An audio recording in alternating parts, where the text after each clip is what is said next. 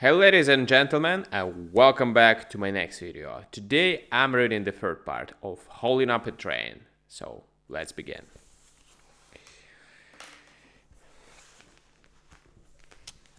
One of the women, and a good looker she was, wrapped in a stripped blanket, saw me pick up one of the stockings that was pretty chunky and heavy about the toy, and she snapped out.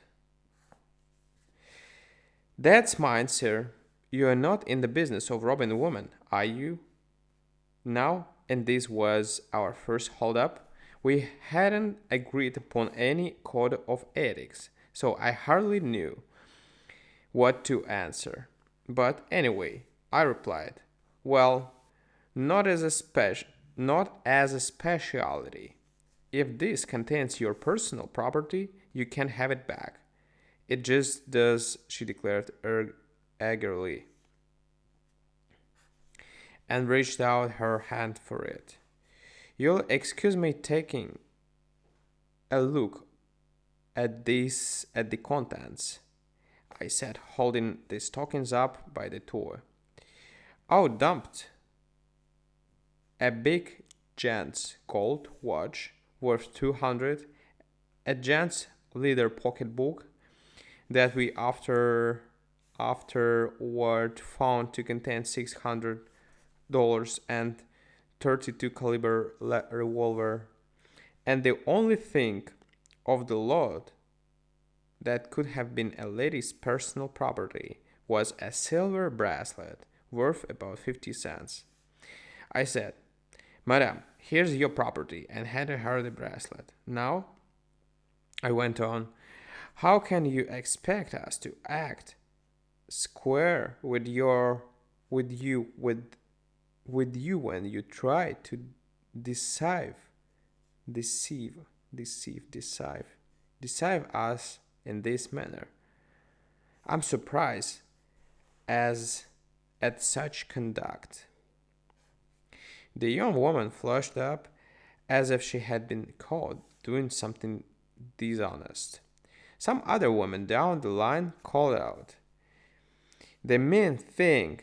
I never knew whether she meant the other lady or me. When we finished our job, we ordered everybody back to bed, told them good night very politely at the door, and left. We rode 40 miles before daylight, and then divided the stuff. Each one of us got 1,755 to 85 in money. We lumped the jewelry around. We lumped. Then we scattered, each man for himself. That was my first train robbery, and it was about as easily done as any of the ones that followed. But that was the last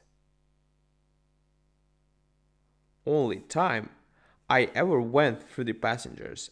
I don't like that part of the business. Afterwards, I stuck strictly to the express car. During the next 8 years, I handled a good deal of money. The best hole I made was just 7 years after the first one. The best haul I made was just 7 years after the first one. We found out about a train that was going to bring out a lot of money to pay off the soldiers at a government post. We stuck the train up in the broad daylight. 5 of us lay in the sandhills near a little station. 10 soldiers were guarding the money on the train, but they might just as well have been at home on a furlough. Furlough. Furlough. We didn't even allow them to stick their heads out the windows to see the fun. We had no trouble at all in getting the money, which was all in gold. Of course, a big howl was raised at the time about the robbery. Big howl. Big howl. It was government stuff, and the government got sarcastic and wanted to know what the convoy of soldiers went along for. The only excuse given was that nobody was expecting an attack among those bare sand hills in daytime. I don't know what the government thought about the excuse, but I know that it was a good one. The surprise. That is the keynote of the robbing business. The papers published all kinds of stories about the loss, finally agreeing that it was between $9,000 and $10,000. The government say, have sued word salt word. Here are the correct figures printed for the first time. $48,000. Wow, that was a big money that time.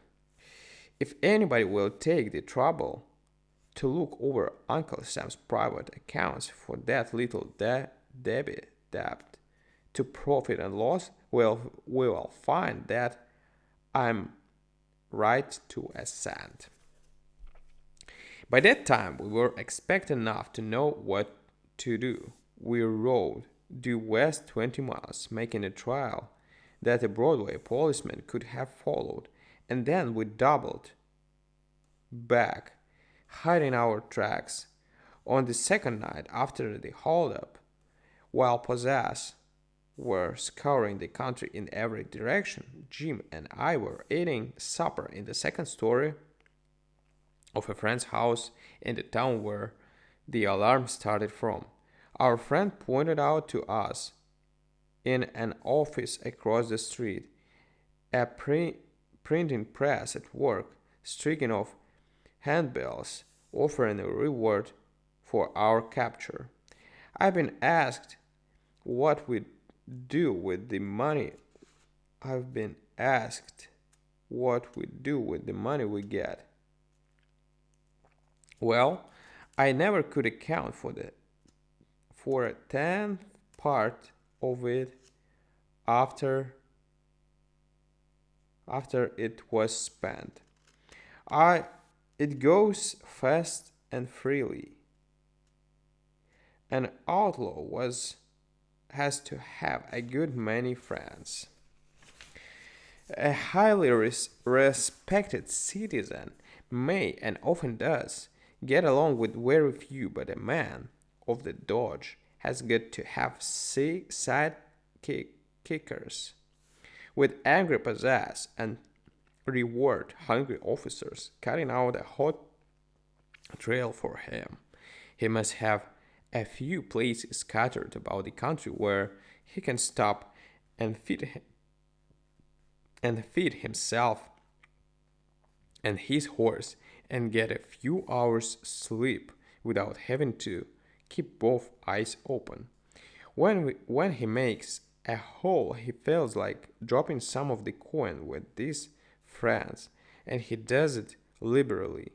Sometimes I have, at the end of a hasty visit, at one of these havens of refuge.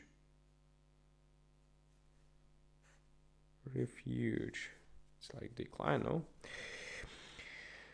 Flung a handful,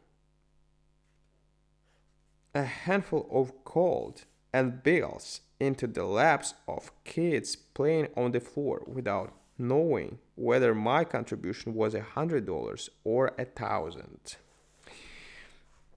When old timers make a big haul, they generally go far away to one of the big cities to spend their money. Green hands, however successful a holds up they make, nearly always give them give themselves away by showing too much money near the place where they got it.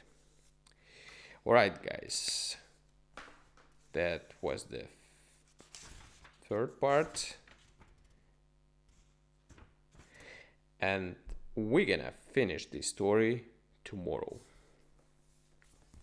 Thank you for joining. Bye.